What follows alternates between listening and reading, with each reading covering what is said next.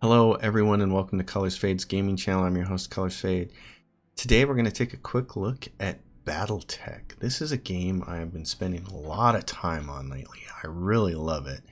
Obviously I play a lot of Stellaris. You can see that on this channel, and Stellaris is developed and designed by Paradox. They are the publisher on this game. Harebrained Schemes Studios developed the game, and if you don't know them, they're a small indie developer who've developed all the Shadowrun games, which are fantastic role-playing games that have turn-based combat like XCOM. I cannot recommend them highly enough. They're fantastic games. Anyway, Harebrained Schemes did this game, and I have been sucked into it. I love turn-based combat games like XCOM and like the Shadowrun games. And Battletech, I'm a big MechWarrior fan from way back in the day on the PC. MechWarrior and MechWarrior Mercenaries. Great games. This has been fun. So I just wanted to show this off because I've been spending so much time playing it. I'm playing the campaign right now. It's been a lot of fun. And I just wanted to give everybody on my channel maybe a little glimpse into this game, because if you don't know about it or you haven't been playing it, you probably should. It's really fun. So here, what I did is I last saved my game on a mission, at the start of a mission, an assassination mission, where you have to destroy a really powerful mech, but in order to get to it, you first need to destroy a whole bunch of other mechs. Because I'm trying to build up my faction influence with this particular group of people. There are several different factions in the game. Command interface initiated. And that volume is probably a little bit high. Let's go check that. Let's just move the master volume down on stuff. I haven't had time to really set this up for recording purposes. Alright, so eliminate the pirate spy, which is way over here, and then destroy the supporting enemy forces, which are over here. The problem with this, almost all these assassination missions, is that on your way to go take care of one force before you can go kill the person you're supposed to kill, there's going to be a group of enemy reinforcements. Now here's the zone line. You actually can't move beyond this. So I think the smart thing to do is kind of travel down this road in this direction, try to engage them this way, keeping our forward armor faced in this direction in anticipation of reinforcements coming from either here or over here. And certainly the main mech may eventually decide to come straight over this hill and join as well. So once you play these a few times, then you're like, oh, that's what they're trying to fool you. Good to go. So I'm in the latter stages of the game, so I have all assault mechs now. But the game has been really cool as far as how you, I really like the progression, which is what I love about role-playing games in general, and what I love about games like XCOM, is you start off with weaker characters and you get stronger and stronger and stronger, and the missions get more difficult as you go along. The enemies get more difficult, but you become really powerful with a vast array of tools to take them on. This is the Atlas 2. I call it the Atlas 2. It's the biggest Atlas mech there is. It has a whole bunch of free space in it. I got a sensor trace. And I just refitted it with a different array of weaponry, so I'm not quite sure how it's going to handle it. I got two 70-ton mechs.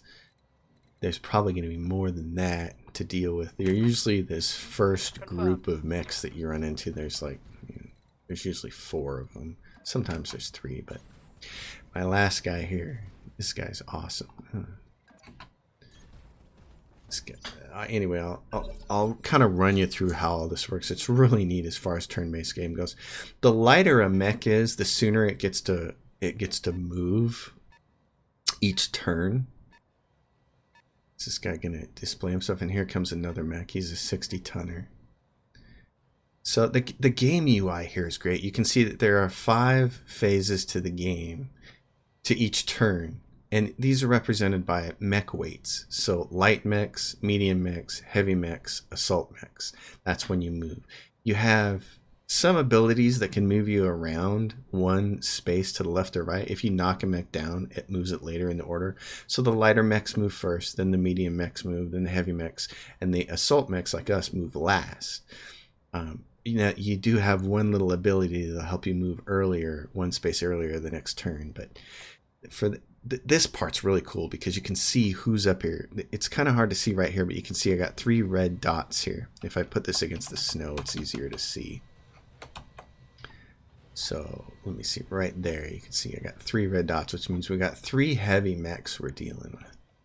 So I want to be, right now I can't see him, so I can't fire on him. So I want to take my big mech here and see if I can, in moving, if you can see one of them, like if we change the sprint, you see this little line show up, and that means he'll be able to see him when he moves there. Of course, if he sprints there, he won't have any defense. So I think the thing to do is probably just move up a little bit more. Trees give you cover. You could see the little spots down here, they're yellow. So I'm going to kind of turtle up here and wait a turn. Position confirmed. It gives me cover. It's what this little tree symbol is here. And then this is bulwark, which is a defense that he has. So if I brace myself, I have cover and I have bulwark, which reduces damage input by 40%, and cover reduces it by an additional 20. And now there's another mech back here, and it's a 75-ton mech. So they have 4 heavy mechs versus our 4 assault mechs. Ready for orders. This guy, I can see this dude. He might want to come straight over this ridge here. So I'm going to kind of anticipate that. I'm going to face this person here. Same thing. We'll brace him. She's going to go up here. Brace. This is actually a pretty decent setup. I never get this good of a setup with a map. And then every time you move, you can see these 3 little greater than signs, sideways chevrons, whatever I'm going to say. Those are evasion. So for each one of these, it's harder for an enemy to hit you. The further you can move, the more chevrons you can get. So you can see if I sprint this distance, it'll give me 2 chevrons. If I move this distance, it'll give me 1. And if I move here, it won't give me any. So it helps to always be moving and adding to your chevrons. Lighter mechs can move further, so they can, at the end of a turn, get as many as like 6 or 7 of these. The heavy mechs can't really get them, so that's why you need to have things like bulwark and cover instead, because you're not going to evade hits. You're going to take them, but your damage reduction is going to prevent you from getting killed. So, order acknowledged. So we'll brace her, and then we'll see who's going to move. This thing down here on the left, by the way, is awesome. It's affected by your group's morale bonuses, and you earn some of it each turn, and then you can use it for special abilities. So I like the way that works. It's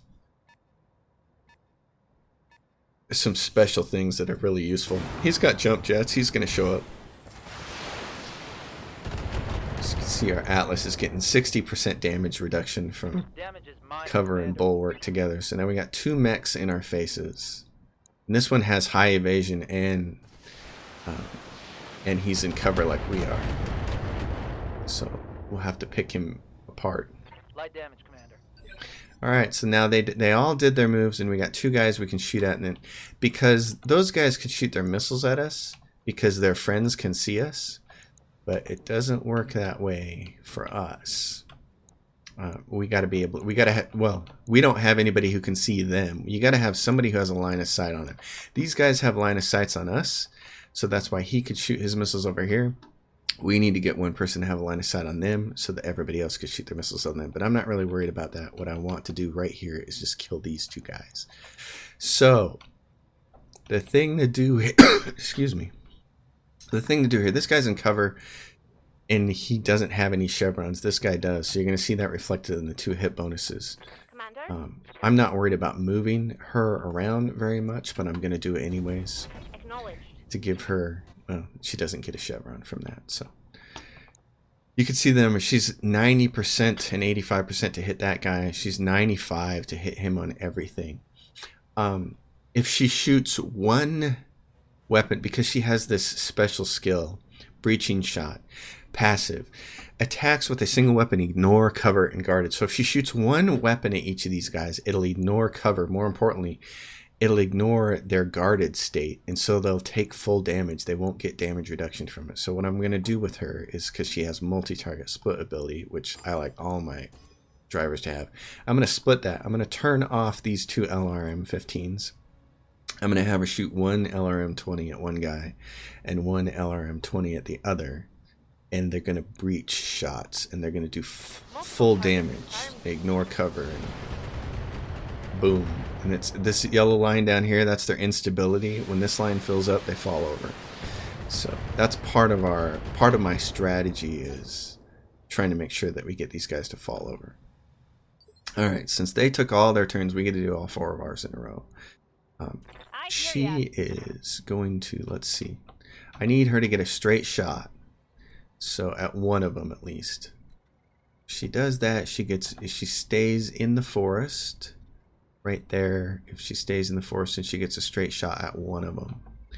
So that's what she's going to do, so that she maintains some cover. She's got bulwark, she's got a Gauss rifle, and a bunch of stuff to shoot this guy. And so what we're going to do is, we're going to split her off too. She's going to take the big shots at this dude. But since we're trying to whittle down his chevrons and continue to create instability damage with him, we're also going to shoot the LRM 20 at the B guy. And so it's going to be, she also has a breaching shot, so this LRM is going to breach this dude. Continue to hammer. The Gauss rifle and the LRM 10s are going to hammer this guy. You get a headshot, And he gets 40% damage reduction because she shot more than one weapon, so she doesn't get to use the breaching shot on him, but she gets to use it on the second guy. And that was just what I wanted it to do. So you can see this guy, he's got full instability now. That's what the yellow thing there means with the exclamation point. It means the next really good hit he takes, he's going to fall over. Same thing with this guy. He's not far from that happening. So this guy is, he's my Atlas. I don't want to move him. Here's my other one who also has a Gauss rifle. And what I want to do is get him in position to shoot straight in a line as well and use his Gauss rifle. He can't, just moving around, get to a position where he needs to. You can see that. But he has jump jets. So I can put him like right there. Which would be fantastic. It's going to give him some cover. He's also getting 3 chevrons because he moved so far with his jump jets. And then what I can do is, these guys, neither one of these guys have chevrons anymore. So their 2 hits for him are exactly the same regardless of which guy it is. So we're going to have him shoot a missile at this dude, and we're going to have him shoot his load at this guy. So we're going to split him. We're going to have him shoot everything at that guy, and we're going to have him shoot the LRM 20 at the B guy, because he's got breaching shot as well. Your pilots get special abilities as they level up, and at lower levels, when you're using lighter mechs, certain special abilities are better. And then, but you can't change them, and there's no way to do that. You can't respec your mech pilots. So then by mid game, sometimes you get mechs that are overheated, really hot. There's a really useful skill for them. Later on, these guys are all newer pilots for me that have taken the time to level up, because for assault mechs, I found that I really like a certain set of skills, which is multi-target, bulwark, and breaching shot. That just those are the 3 skills I like on my assault mechs. So here we go. He's going to fire at this guy first. He's got 95 to hit on everything, including with the Gauss rifle, which is awesome. And then he's going to hopefully knock this guy over with his LRM 20. Roger. Oh, that's just smashing. Oh yeah, he knocked him down. And he should knock this guy down. Heat sink destroyed, and he also knocked down. Cool. So they're both going to be on the ground. Alright. And they both don't have a lot of armor left. So this guy, my Atlas, who's kind of like my... he's my tankiest tank. A bunch of good stuff. On the move. He's going to come up here. He's going to get a shot at it. He has an autocannon 20. So we're going to split damage between these guys. He's just basically going to fire his load and split it into each one and try to knock them both and try to kill them both. But first, before we do that, since he's the closest one to the enemy, and since you can see right now, he's got one chevron, and he has nothing else. No cover, no bulwark, nothing. We're going to give him Vigilance, which is going to spend some of this Resolve, which is at 84% now. It's going to give us Guarded and Entrenched. Entrenched is going to help us not get knocked over as fast as these two bozos, and Guarded is going to give us some damage reduction. So we do that, and now he also has... he's got Bulwark, Guarded, so he's at 40% damage reduction. He's got one chevron. He's good to go.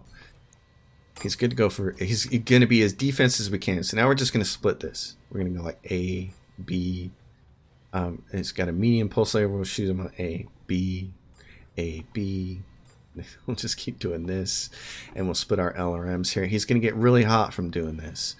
But this should be enough to come close to killing one or both of them. Roger. See, he doesn't have much armor left. And he killed his jump jets. Oh, and we killed him. We hit his central torso. So he died. That was awesome. Now he gets really hot from that. So this next time I'm not going to want to spend that kind of firepower on it. But the cool thing is we knocked one guy down and the other guy is completely destroyed. See, and so because he used that special ability, even though he's an assault mech, I can move in turn 2 if I want to now. It helps you. Using that special ability also moves you up one in priority, in initiative. But I actually don't want to because I can't see anybody yet. And I don't really, well, take that back. This might be a really good time to move. Yeah, this might be a good time to move and tank. Yeah, because what am I going to get? If I move right there, I can see all three of these guys. If I move right there, I can do this. Okay. We're going to move him. We're going to pull this off again, Vigilance, for extra cover, and Entrenched, and another +1 initiative. We could see what we're dealing with down here. We're dealing with a Warhammer, an Orion, which is the hardest thing to have. You can click on these guys and you can see what they have, and you can even hover. This game is so cool as far as its UI goes. You can hover over like their arm and it'll show you. He has a medium laser on his right arm. On his left arm he's got a medium laser. In his left shoulder is where he's got both of his LRMs and a bunch of LRM ammo. So if you blow that up, that's really good. So you could see that kind of stuff in the around. So if you want to use precision strike and only shoot this one guy, you can aim for a specific body part. Which would actually be kind of useful, but I'm not going to do that. I'm not going to. That also, anything that's blue, precision strike, and the other one we used, they use some of your resolve. I'm not as concerned about that. I'm hot this turn, and I don't want to burn myself out. So this guy's on the ground. I could probably kill him. I would like to do take some chevrons off both of these guys so that the rest of the people in my group could smack them around. So I'm going to multi-target. And you can see I'm getting a heat warning if I try to fire everything. I'm going to shoot for his central torso. Oh, wait a minute. I don't want to do that. I want to do multi-target. Shoot him, shoot him, shoot him. Now, what we're going to do is the guy on the ground is going to get an autocannon. And this guy over here is going to get an autocannon. Now, these lasers are the things that create a lot of heat. So I'm going to turn most of those off. And what I want to do is hit this guy with an LRM. And then this guy over here with an LRM. Just to take chevrons off and create some instability for him. So this keeps my heat pretty constant. I could add, like, this medium pulse laser does really good. I could add that to the B dude down here. It doesn't add a whole bunch more heat. You can watch your heat indicator down here. If I add one more medium laser, then it starts to go up from where it was. So this is what we're going to shoot this time. That kills him. The autocannon kills him. That's great. That rocked his world. We're going to be able to tip him over. And that's a breaching shot for him because it's a single weapon. And now he's like, I'm definitely shooting back. Yeah, you should, but I am entrenched. Now, this is when it gets fun, is this person here who's an absolute monster at shooting this stuff. I'm just having her move around. So 2 guys are dead. She's going to shoot at each of these guys This dude here has no more evasion on him, so there's no sense in doing a breaching shot with him. We can just hammer him with everything, but we're going to save one weapon for this guy and use a breaching shot to take one more chevron off him and create some more instability. So again, we'll split shots, and on dude number 2, we're going to give him an LRM 20. So create a little more instability here, but this first guy is going to get a lot of shots. Oh, and she got lucky and destroyed his central torso. Oh wow, I never kill Orions that fast. That's awesome. And we still got 2 guys to move. Okay, 75% of the enemy force supporting forces are destroyed. So this was our friend here, and this is our other one here. She can't get close enough for a direct shot. So what we're going to do is, and that's the little orange icon here means this is unstable ground here. It makes her more unsteady. If he shoots at her, she could fall over easier. Oh, she won't because she's tough. Coordinates received. So what we're going to do with this is she's just going to launch all her LRMs because she has a bunch of them. And her Gauss rifle can't hit because she doesn't have line of sight to it. And just in case he decides to come up the hill and shoot at her, I'm going to put vigilance on so she gets a little more defense. She gets entrenched, so she won't tip over as easy. Oh, and we destroyed one of his PPC lasers, which are really... I love her commentary. Alright, so now he can move right to there. Jumping. Love his jump jets. They're awesome. And so he can shoot his whole wad at this guy. And I can even use precision strike if I want to and try to figure out where he's weakest, like his arm or his torso. It's 89% to hit here in his right torso, which is weakened.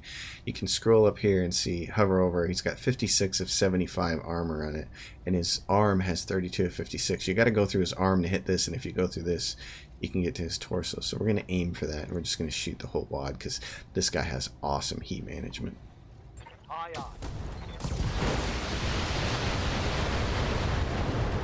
Wow, I'm surprised I didn't kill him. Knocked him over though. That's the cool part. He's done. He's gonna get up next turn. Let's get this done, team. We should be able to move before him. Yep, we got 2 people who can move before him. Waiting on you, So Commander. she has 7 Gauss rifle ammos left.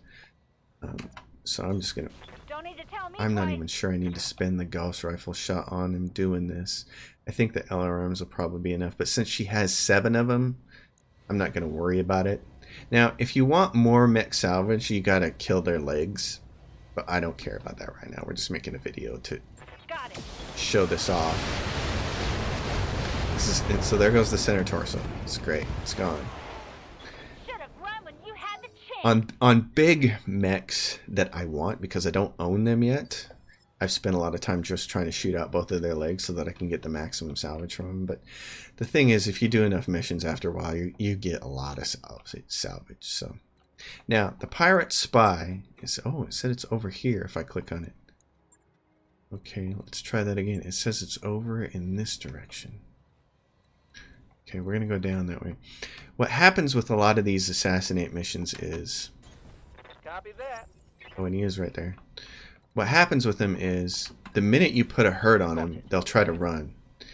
And they'll try to run to an evac zone, and that isn't showing up yet. Sometimes it shows up and it says it's called a denial zone, and as long as you prevent them from getting to it, they can't get picked up by a dropship and taken off.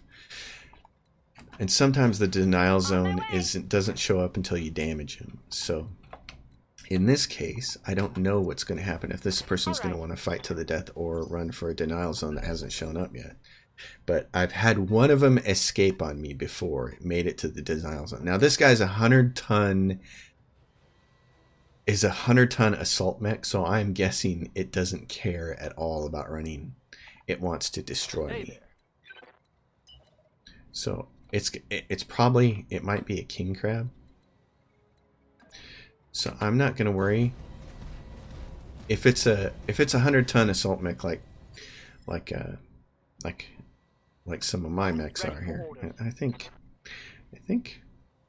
my Atlas is 100 tons.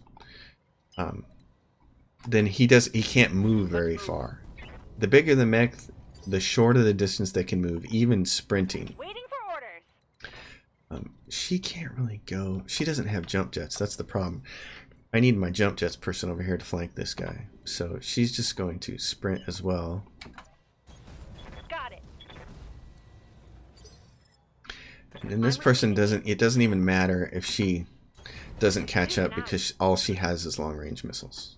So, and I should have had her sprint. So let's see what happens here. So he's just moving down into Standing by. the let's see if I can sprint this guy out here this direction. Roger. He's just moving down and staying in the trees and staying in cover. Now Waiting for orders. I can see him if I go up there, and I don't want to go up there and see him just yet.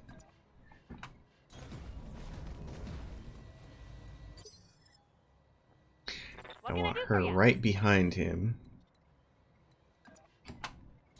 Those two are going to be... No shooting.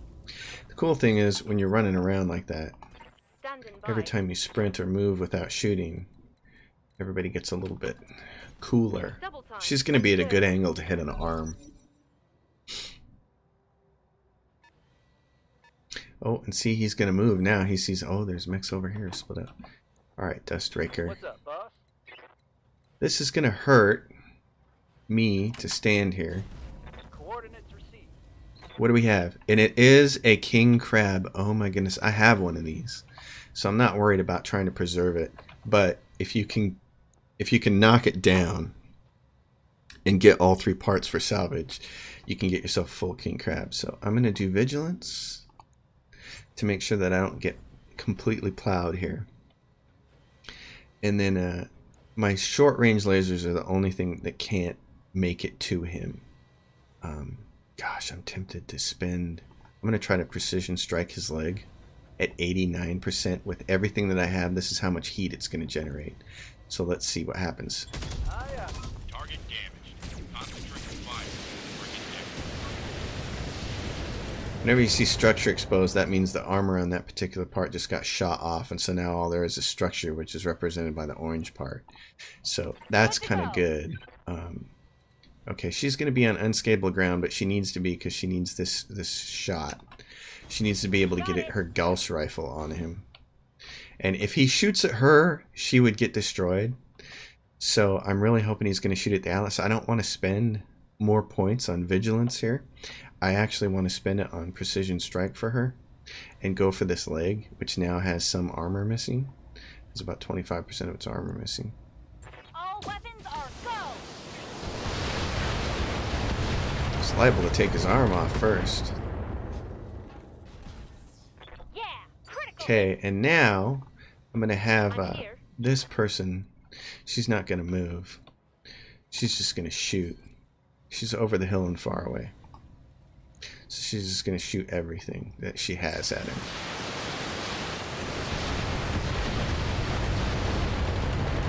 Hopefully we knock him over, and we just did. That's awesome. King Crab's down. Receiving you. Okay, now he could play it safe, but and just shoot his LRMs over the top. But actually, I'm going to jump him up here and put him right there in the forest where he gets a little bit of protection. And then he's going to shoot his Gauss at this guy. And he's going, since he's on the ground, you got to do a called shot. So again, we're just going to keep aiming at his leg here. Firing all weapons. Right leg destroyed. So he'll stand back up now.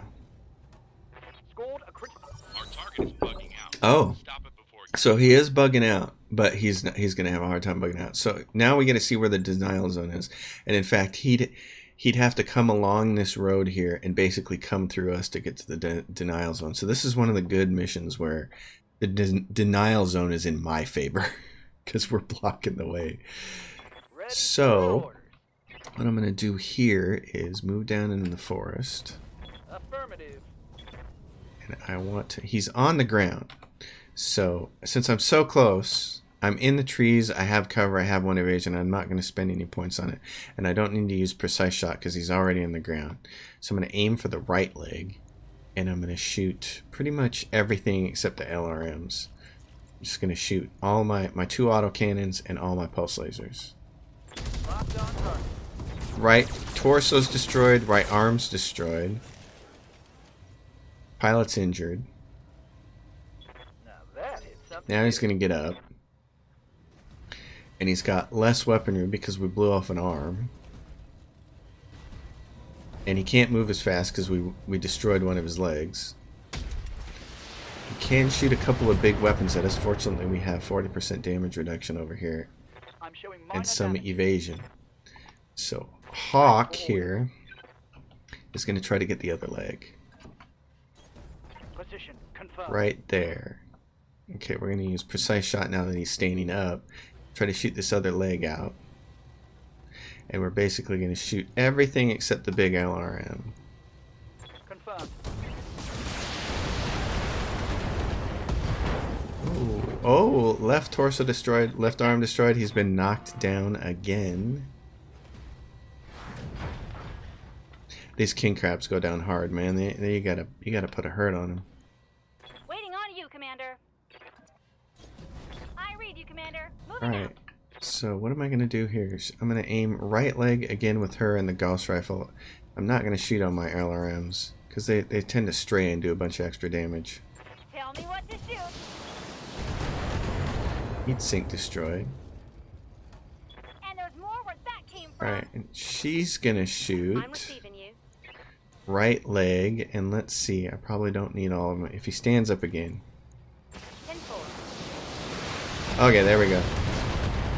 Left leg destroyed. Pilot injured. Pilot incapacitated. Done. Looks like I only. And that's it. That's the mission. Mission successful. Successful. None of our mechs got hurt. None of our pilots died. You get to come in here and see what you get contracted for. Your mercenary review score. Who you get, faction reputation, so that the local pirates took a ding. Your payout, but then the important part is you get over here. You see what happens to all your mech wars. These are injuries.